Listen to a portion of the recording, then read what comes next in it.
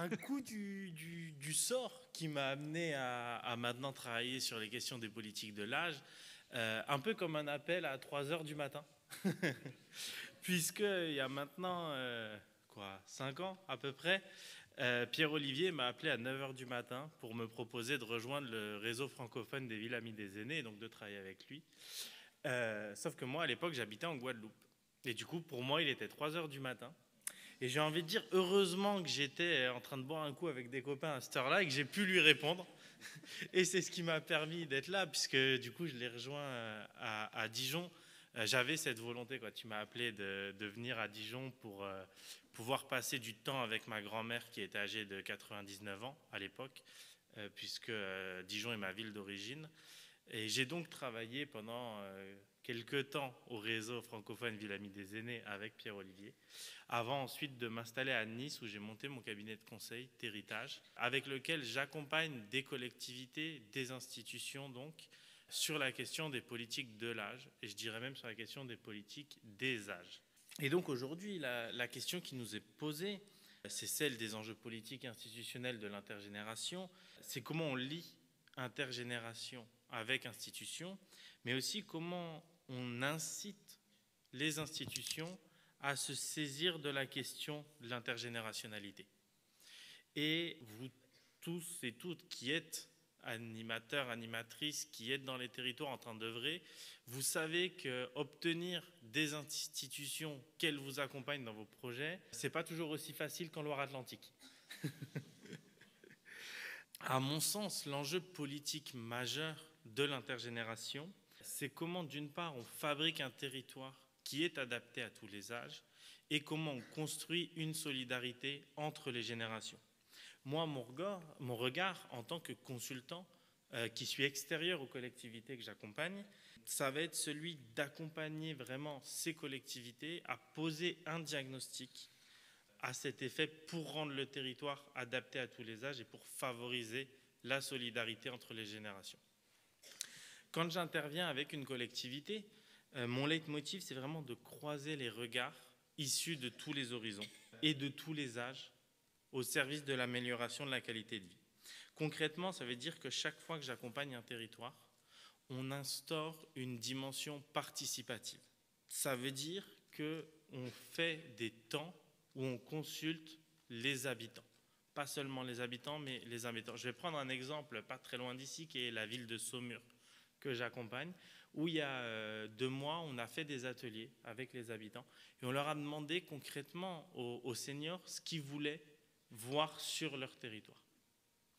Et déjà, c'est intéressant de voir que naturellement, il y a 3 classes d'âge qui se présentent. Donc, il y a déjà de l'intergénération. Même si on s'adresse aux habitants seniors, il y a plusieurs âges. On a des jeunes seniors, on a des futurs seniors, encore plus jeunes, qui se projettent sur ce que ça va être, et on a des seniors confirmés, qui sont seniors depuis un peu plus longtemps.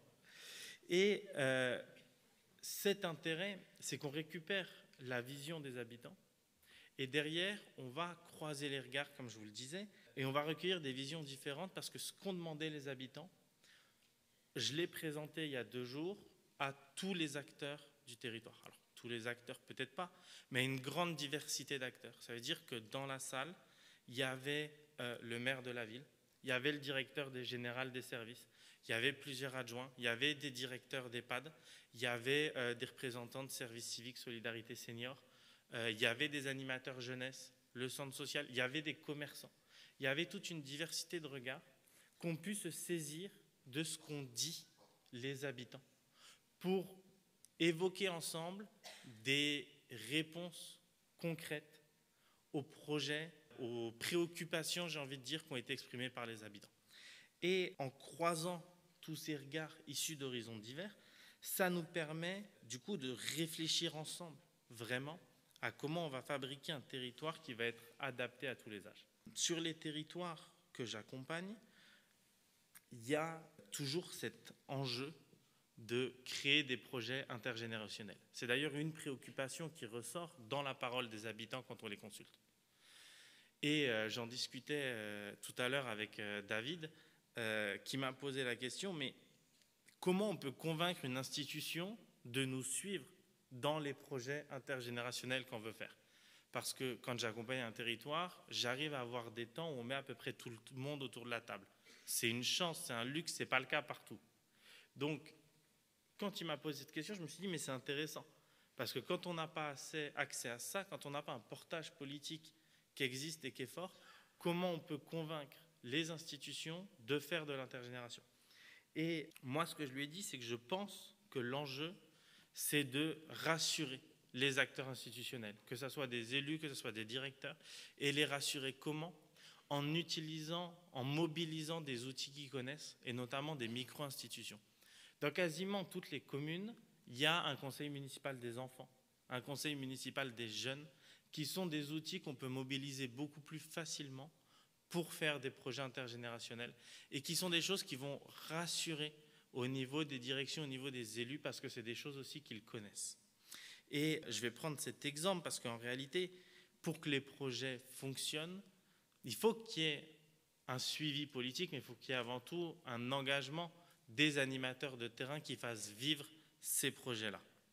Par exemple, j'accompagnais la commune de Barentin et on a réussi à mettre en place un groupe de travail entre le conseil des seniors, qui réunit donc des seniors volontaires qui veulent réfléchir à l'avenir de la commune, avec justement le conseil municipal des enfants, ce qui permet de porter des projets. Et ça les porte petit à petit, pas à pas. Pour l'instant, ils ont décidé de créer une boîte à livres intergénérationnelle qui vont permettre d'échanger justement sur ces regards différents. Et je trouve très intéressant parce que je pense que c'est loin d'être la fin, mais c'est un premier pas qui permet, en mobilisant des institutions qui existent déjà, de faire de l'intergénération.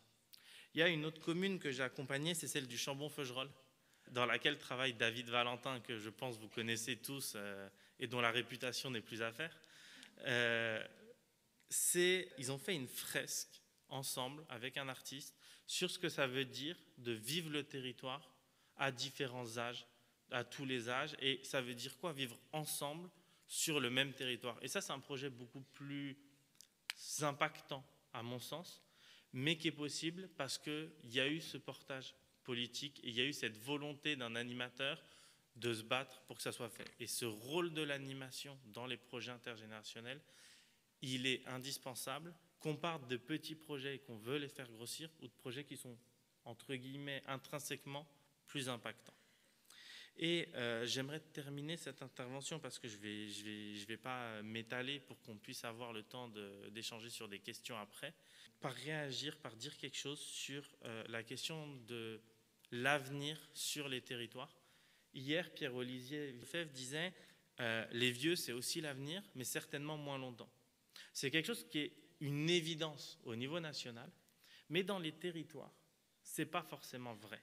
C'est-à-dire que quand on regarde aujourd'hui des communes rurales, voire même des communes périphériques, que vous prenez une personne de 65 ans et l'autre un jeune de 15 ans, si vous revenez dans 10 ans, probablement vous avez plus de chances de retrouver la personne de 65 ans qui aura 75 ans, qui sera toujours sur le même territoire, que le jeune de 15 ans qui, à 25 ans, sera parti dans une agglomération.